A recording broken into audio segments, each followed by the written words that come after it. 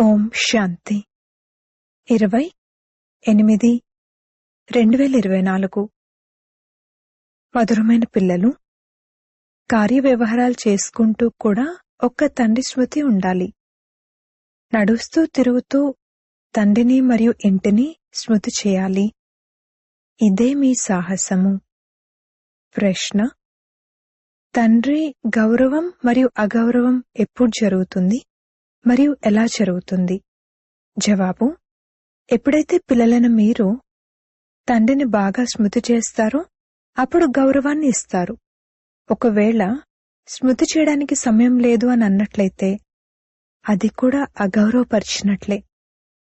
వాస్తవానికి అది తండ్రిని అగౌరవపరచడం కాదు, అది మిమ్మల్ని మీరు అగౌరవపరచుకోవడమే. అందుకే కేవలం భాషను ఇవ్వడంలోనే ప్రసిద్ధులుగా అవ్వడం కాదు, స్మృతి యాత్రలో ప్రసిద్ధులుగా అవ్వండి. స్మృతి చార్టును పెట్టండి. స్మృతి ద్వారానే ఆత్మ సతో ప్రధానంగా అవుతుంది. ఓం శాంతి. ఆత్మిక పిల్లలకు ఆత్మిక తండ్రి అర్థం చేయిస్తారు. ఈ 84 జన్మల చక్రం యొక్క జ్ఞానం ఏదైతే అర్థం చేయించబడుతుందో ఇది జ్ఞానము. దీనిని పిల్లలైన మనము జన్మ జన్మాంతరాలు చదివాము మరియు ధారణ చేస్తూ వచ్చాము. ఇది పూర్తిగా సహజమైనది. ఇది కొత్త విషయమేమీ కాదు. తండ్రి కూర్చుని అర్థం చేయిస్తారు. సత్యుగం నుండి మొదలుకొని కలియుగాంతం వరకు మీరు ఎన్ని పునర్జన్మలు తీసుకున్నారు. ఈ జ్ఞానమైతే సహజ రీతిలో బుద్ధిలో ఉండనే ఉంది.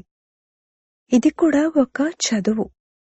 రచన యొక్క ఆది మధ్యాంతాలను అర్థం చేసుకోవాలి. వీటిని తండ్రి తప్ప ఇంకెవరూ అర్థం చేయించలేరు. తండ్రి అంటారు, ఈ జ్ఞానం కన్నా ఉన్నతమైనది స్మృతి యాత్ర. దీనిని యోగమని అంటారు. యోగం అన్న పదం ప్రసిద్ధమైనది, కాని ఇది స్మృతి యాత్ర. మనుషులు యాత్రకు వెళ్ళినప్పుడు మేం ఫలానా తీర్థయాత్రకు వెళ్తున్నాము అని అంటారు. శ్రీనాథ్ ద్వార్కు లేక అమర్నాథ్కు వెళ్ళినప్పుడు అది గుర్తుంటుంది. ఇప్పుడు మీకు తెలుసు, ఆత్మిక తండ్రి అయితే చాలా సుదీర్ఘమైన యాత్రను నేర్పిస్తారు. అదేమిటంటే నన్ను స్మృతి చేయండి. ఆ యాత్రలకు వెళ్ళినప్పుడైతే మళ్లీ తిరిగి వస్తారు. ఇది ఎటువంటి యాత్ర అంటే దీని ద్వారా ముక్తిధామంలోకి వెళ్లి అక్కడ నివసించాలి. మళ్లీ పాత్రలోకి వస్తారు, కాని ఈ పాత ప్రపంచంలోకి రారు. ఈ పాత ప్రపంచం పట్ల మీకు వైరాగ్యం ఉంది. ఇది చీచీ రావణ రాజ్యము. కావున ముఖ్యమైన విషయం స్మృతి యాత్ర. చాలామంది పిల్లలకు ఏ విధంగా స్మృతి చేయాలో కూడా తెలియదు. ఎవరైనా స్మృతి చేస్తున్నారా లేదా అన్నది చూడడానికి అది కనిపించే విషయం కాదు. తండ్రి అంటారు, స్వయాన్ని ఆత్మగా భావిస్తూ తండ్రినైన నన్ను స్మృతి చేయండి. ఇది కనిపించే విషయమేమీ కాదు, అలాగే ఇది తెలుసుకోలేం కూడా. ఆ అవస్థలో ఎంతవరకు స్మృతియాత్రలో నిలిచి ఉంటున్నారు అన్నది స్వయానికే తెలుస్తుంది. యుక్తినైతే అనేకులకు తెలియజేస్తారు. కళ్యాణకారి అయిన తండ్రి అర్థం చేయించారు, స్వయాన్ని ఆత్మగా భావిస్తూ శివ్ బాబాను స్మృతి చేయండి. మీ సేవను కూడా చేస్తూ ఉండండి. ఉదాహరణకు పిల్లలు కాపలా కాస్తూ ఉంటారు, అంతా తిరుగుతూ ఉంటారు. వారికి స్మృతిలో ఉండడమైతే చాలా సహజము. ఒక్క తండ్రి స్మృతి తప్ప ఇంకేమీ గుర్తుకు రాకూడదు. బాబా ఉదాహరణనిచ్చి తెలియజేస్తారు. ఆ స్మృతి యాత్రలోనే రావాలి, వెళ్ళాలి. క్రిస్టియన్ ఫాదర్లు వెళ్తూ ఉంటారు. వారెంత సైలెన్స్లో వెళ్తారు. కావున పిల్లలను మీరు కూడా చాలా ప్రేమగా తండ్రిని మరియు ఇంటిని స్మృతి చేయాలి. ఈ గమ్యం చాలా భారీ అయినది. భక్తులు కూడా ఇదే పురుషార్థం చేస్తూ ఉంటారు, కాని వారికి మేము తిరిగి వెళ్ళాలి అన్న విషయం తెలీదు. వాళ్లేమనుకుంటారంటే ఎప్పుడైతే కలియుగం పూర్తవుతుందో అప్పుడు వెళ్తాము అని. వారికి కూడా ఇలా నేర్పించేవారెవరూ లేరు. పిల్లలైన మీకైతే నేర్పించబడుతుంది. కాపలా కాసేటప్పుడు ఏకాంతంలో ఎంతగా తండ్రిని స్మృతి చేస్తారో అంత మంచిది. స్మృతి ద్వారా పాపాలు అంతమవుతాయి. జన్మ జన్మాంతరాల పాపాలు తలపై ఉన్నాయి. ఎవరైతే మొదట సతోప్రధానంగా అవుతారో రామరాజ్యంలోకి కూడా మొదట వారు వెళ్తారు. కావున వారే అందరికన్నా ఎక్కువగా స్మృతియాత్రలో ఉండాలి. ఇది కల్పకల్పపు విషయము. కావున వీరికి స్మృతియాత్రలో ఉండే మంచి అవకాశం ఉంది. ఇక్కడైతే ఎటువంటి గొడవలు కొట్లాట్ల విషయం లేదు. అటు ఇటు తిరుగుతూ కూర్చుంటూ ఒకేసారి 2 కార్యాలు చేయొచ్చు. కాపలా కూడా కాయొచ్చు, తండ్రిని కూడా స్మృతి చేయొచ్చు. కర్మలు చేస్తూ తండ్రిని స్మృతి చేస్తూ ఉండండి. కాపలా కాసేవారికైతే అందరికన్నా ఎక్కువ లాభం ఉంది. పగలైనా లేక రాత్రైనా ఎవరైతే కాపలా కాస్తారో వారికి ఎంతో లాభం ఉంటుంది. కాని ఒకవేళ ఇలా స్మృతి చేసే అలవాటు ఏర్పడితే అప్పుడు లాభం ఉంటుంది. తండ్రి ఈ సేవను చాలా బాగా ఇచ్చారు. కాపలా మరియు స్మృతియాత్ర. ఈ విధంగా కూడా తండ్రి స్మృతిలో ఉండే అవకాశం లభిస్తుంది. స్మృతియాత్రలో ఉండేందుకు ఈ భిన్న భిన్న యుక్తులను తెలియజేయడం జరుగుతుంది. ఇక్కడ మీరు ఎంతగా స్మృతిలో ఉండగలరో అంతగా బయట వ్యాపార వ్యవహారాల్లో ఉండలేరు. అందుకే రిఫ్రెష్ అయ్యేందుకు మధుబన్కొస్తారు. ఏకాంతంలోకి వెళ్లి ఒక పర్వతంపై కూర్చుని స్మృతియాత్రలో ఉండాలి. ఒక్కరైనా వెళ్ళండి, లేక 2-3 వెళ్ళండి. ఇక్కడ అవకాశం చాలా బాగుంది. తండ్రి స్మృతే ముఖ్యమైనది. భారత్ యొక్క ప్రాచీన యుగం ఎంతో ప్రసిద్ధమైనది కూడా. ఇప్పుడు మీరు అర్థం చేసుకున్నారు. ఈ స్మృతియాత్ర ద్వారా పాపాలంతమవుతాయి, మనం సతోప్రధానంగా అవుతాము. కావున ఇందులో పురుషార్థం చాలా బాగా చేయాలి. కర్మలు చేస్తూ కూడా తండ్రి స్మృతిలో ఉండి చూపిస్తే అదే సాహసము. కర్మలనైతే చేయవలసిందే. ఎందుకంటే మీరు ప్రవృత్తి మార్గానికి చెందినవారు. గృహస్థ వ్యవహారంలో ఉంటూ వ్యాపార వ్యవహారాలు చేసుకుంటూ బుద్ధిలో తండ్రి స్మృతి ఉండాలి. ఇందులో మీకు చాలా చాలా సంపాదన ఉంది. ప్రస్తుతం చాలా మంది పిల్లల బుద్ధిలోకి ఇది రాదు. చాట్ పెట్టండి అని తండ్రి చెప్తూ ఉంటారు. కొందరు ఏదో కొద్దిగా రాస్తారు. తండ్రి యుక్తులనైతే ఎన్నో తెలియజేస్తారు. బాబా వద్దకు వెళ్ళాలి అని పిల్లలు కోరుకుంటారు. ఇక్కడ చాలా సంపాదన చేసుకోవచ్చు. ఏకాంతం చాలా బాగుంటుంది. తండ్రి సమ్ముఖంగా కూర్చుని అర్థం చేయిస్తారు. నన్ను స్మృతి చేసినట్లయితే పాపాలు అంతమవుతాయి. ఎందుకంటే జన్మ జన్మాంతరాల పాపాలు తలపై ఉన్నాయి. వికారాల కోసం ఎన్ని గొడవలు జరుగుతాయి, విఘ్నాలు కలుగుతాయి. బాబా మమ్మల్ని పవిత్రంగా ఉండనివ్వడం లేదు అని అంటారు. తండ్రి అంటారు, పిల్లలు మీరు స్మృతియాత్రలో ఉంటూ జన్మ జన్మాంతరాల పాపాలేవైతే తలపై ఉన్నాయో ఆ భారాన్ని దించుకోండి. ఇంట్లో కూర్చునుంటూనే శివబాబాను స్మృతి చేస్తూ ఉండండి. స్మృతినైతే ఎక్కడ కూర్చునైనా చేయొచ్చు. ఎక్కడున్నా సరే ఈ అభ్యాసం చేయాలి. ఎవరొచ్చినా వారికి కూడా సందేశాన్ని ఇవ్వండి. తండ్రి అంటారు, స్వయాన్ని ఆత్మగా భావిస్తూ తండ్రిని స్మృతి చేయండి. దీనినే యోగ బలమని అంటారు. బలము అనగా శక్తి. తండ్రిని సర్వశక్తివంతుడు అని అంటారు. మరి ఆ శక్తి తండ్రి నుండి ఎలా లభిస్తుంది? తండ్రి స్వయం చెప్తారు, నన్ను స్మృతి చేయండి. మీరు కిందకు దిగుతూ దిగుతూ తమో ప్రధానంగా అయిపోయారు. కావున ఆ శక్తి పూర్తిగా అంతమైపోయింది.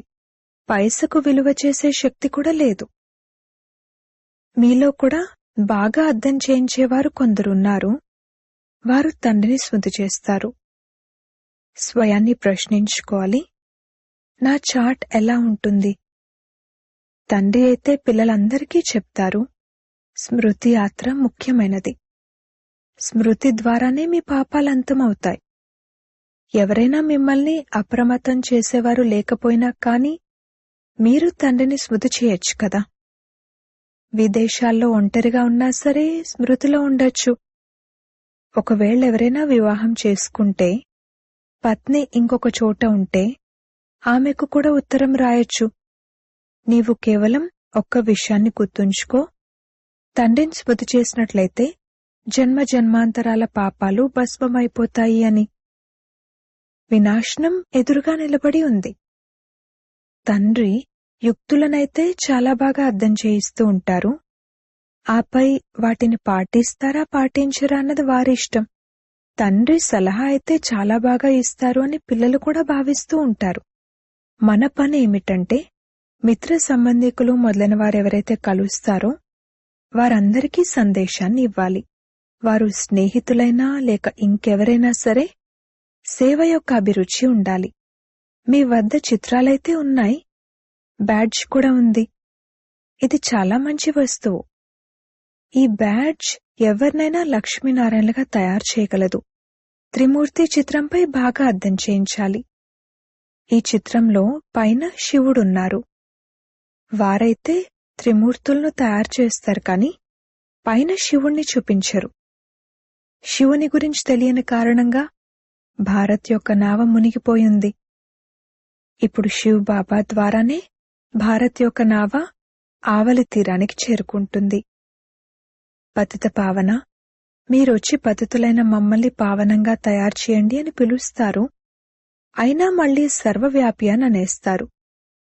ఇది ఎంత తెలివి తక్కువ పొరపాటు. తండ్రి కూర్చుని అర్థం చేయిస్తారు. మీరు ఇలా ఇలా భాషణ చేయాలి. తండ్రి కూడా డైరెక్షన్ ఇస్తూ ఉంటారు. ఇలా మ్యూజియం తెరవండి, సేవ చేయండి, అప్పుడెంతో మంది వస్తారు. సర్కస్లు కూడా పెద్ద పెద్ద నగరాలలో పెడుతూ ఉంటారు కదా. వారి వద్ద ఎంత సామాను ఉంటుంది. దాన్ని చూడటానికి గ్రామ గ్రామాల నుండి అందరూ వస్తారు. అందుకే బాబా అంటారు, మీరు కూడా ఇటువంటి సుందరమైన మ్యూజియంను తయారు చేయండి. దాన్ని చూసి అందరూ సంతోషించాలి, మళ్లీ వెళ్లి ఇతరులకు వినిపించాలి. ఇది కూడా అర్థం చేయిస్తారు. ఏ సేవ అయితే జరుగుతుందో అది కల్పకృతం వలె జరుగుతుంది. కాని సతో ప్రధానంగా అవ్వాలి అన్న చింతను ఎంతగానో ఉంచుకోవాలి. ఇందులోనే పిల్లలు నిర్లక్ష్యం చేసి పొరపాట్లు చేస్తారు. మాయా విఘ్నాలను కూడా ఈ స్మృతియాత్ర విషయంలోనే కలిగిస్తుంది. మీ హృదయాన్ని మీరు ప్రశ్నించుకోవాలి. మాకు అంత అభిరుచి ఉందా? మేమంతగా కష్టపడుతున్నామా? జ్ఞానమైతే సామాన్యమైన విషయమే. తండ్రి తప్ప 84 జన్మల చక్రాన్ని ఇంకెవరూ అర్థం చేయించలేరు. స్మృతి యాత్రే ముఖ్యమైనది. చివరి సమయంలో ఒక్క తండ్రి తప్ప ఇంకెవ్వరూ గుర్తుకు రాకూడదు. డైరెక్షన్లైతే తండ్రి పూర్తిగా ఇస్తూ ఉంటారు. ముఖ్యమైన విషయం స్మృతి చేయడము. మీరు ఎవరికైనా అర్థం చేయించొచ్చు. వారెవరైనా కాని మీరు కేవలం బ్యాడ్జ్ పై అర్థం చేయించండి. ఇంకెవరి వద్ద ఇలా అర్థసహితమైన మెడల్స్ ఉండవు. మిలిటరీ వారు మంచి పనులు చేస్తే వారికి మెడల్స్ లభిస్తాయి. రాయ్ సాహెబ్ మెడల్ లభిస్తే వీరికి వైస్రాయ్ నుండి టైటిల్ లభించింది అని అందరూ గమనిస్తారు. ఇంతకు ముందు వైస్రాయ్లు ఉండేవారు. ఇప్పుడైతే వారి వద్ద ఎటువంటి శక్తి లేదు. ఇప్పుడు ఎన్ని గొడవలు జరుగుతూ ఉన్నాయి. మనుషుల సంఖ్య చాలా పెరిగిపోయింది. కావున వారికి నగరంలో భూమి కావాలి. ఇప్పుడు బాబా స్వర్గాన్ని స్థాపన చేస్తున్నారు. ఇంతమంది అంతమై కొద్దిమంది మిగులుతారు. భూమి ఎంతో ఉంటుంది. అక్కడైతే అన్నీ కొత్తగా ఉంటాయి. ఆ కొత్త ప్రపంచంలోకి వెళ్లేందుకు బాగా పురుషార్థం చేయాలి. మనుషులు ప్రతి ఒక్కరూ చాలా ఉన్నత పదవిని పొందేందుకు పురుషార్థం చేస్తారు. ఎవరైనా పూర్తిగా పురుషార్థం చేయకపోతే వారు ఫెయిల్ అయిపోతారు అని భావిస్తారు. మేం ఫెయిల్ అయిపోతాము అని స్వయం కూడా అర్థం చేసుకుంటారు. అప్పుడిక చదువు మొదలైన వాటిని వదిలి ఉద్యోగంలోకి వెళ్లిపోతారు. ఈ రోజుల్లోనైతే ఉద్యోగాల్లో కూడా చాలా కఠినమైన నియమాలు వెలువడుతూ ఉంటాయి. మనుషులు చాలా దుఃఖితులుగా ఉన్నారు. ఇప్పుడు బాబా మీకు ఎటువంటి మార్గాన్ని తెలియజేస్తారంటే ఇక 21 జన్మలు ఎప్పుడూ దుఃఖమన్న మాటే ఉండదు. తండ్రి అంటారు, కేవలం స్మృతి యాత్రలో ఉండండి. ఎంత వీలైతే అంత రాత్రివేళలో స్మృతి చేయడం చాలా మంచిది. పోనీ చారపడైనా స్మృతి చేయండి. అలా చేస్తూ కొందరికి నిద్రొచ్చేస్తుంది. ఎవరైనా వృద్ధులు ఉంటే ఎక్కువ కూర్చోలేకపోతే తప్పకుండా నిద్రపోతారు. అలా చారపడి తండ్రిని స్మృతి చేస్తూ ఉంటారు. చాలా సంతోషం లోపల కలుగుతూ ఉంటుంది. ఎందుకంటే ఇందులో చాలా చాలా సంపాదన ఉంది. ఇంకా సమయం ఉంది అని భావిస్తారు కానీ మృత్యు ఎప్పుడొస్తుందో దానిపై ఎటువంటి నమ్మకమూ లేదు. కావున తండ్రి అర్థం చేయిస్తారు. ముఖ్యమైనది స్మృతి యాత్ర. బయట నగరాలలో ఎంతో కష్టం.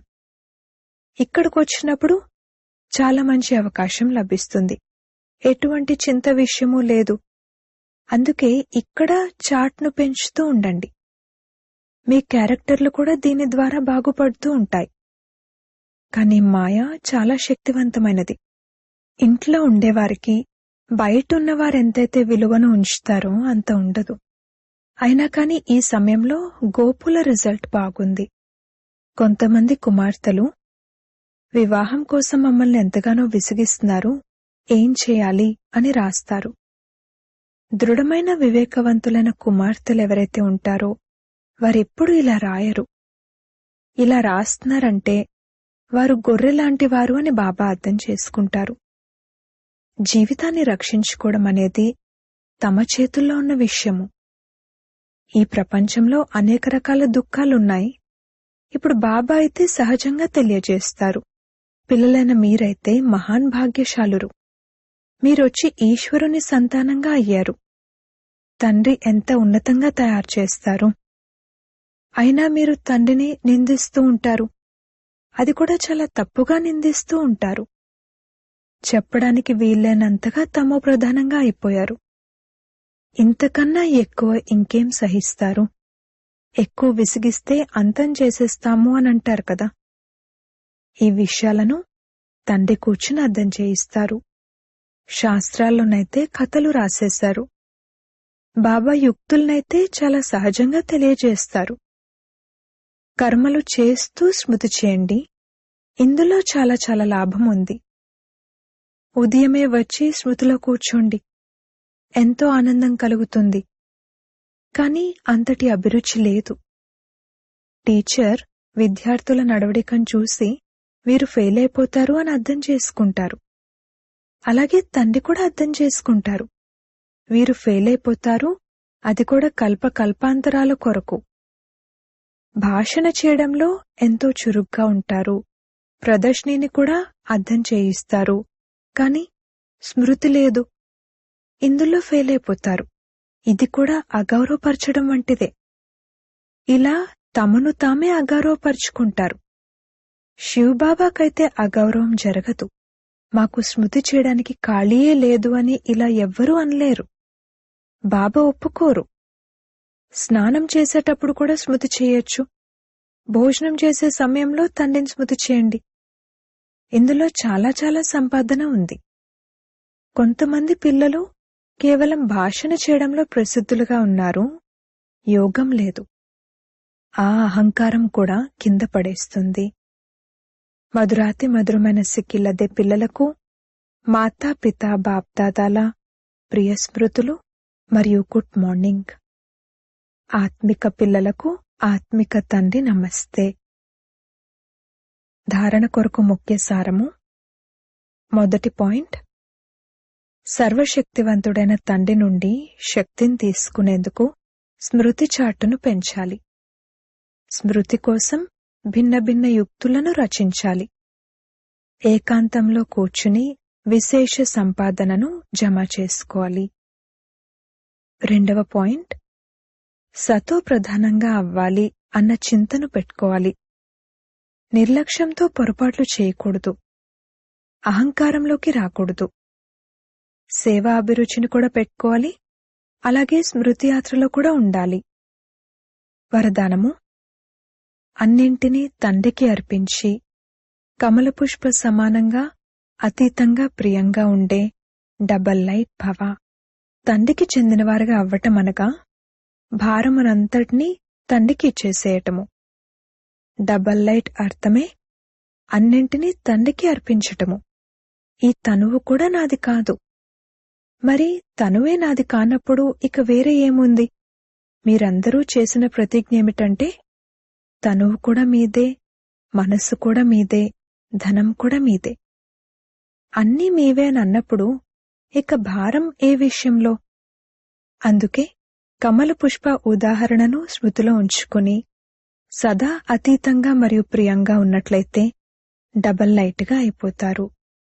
స్లోగన్: ఆత్మికత ద్వారా అధికార దర్పాన్ని సమాప్తం చేసి స్వయాన్ని శరీర స్మృతి నుండి కరిగించి వేసేవారే సత్యమైన పాండవులు. ఓం శాంతి.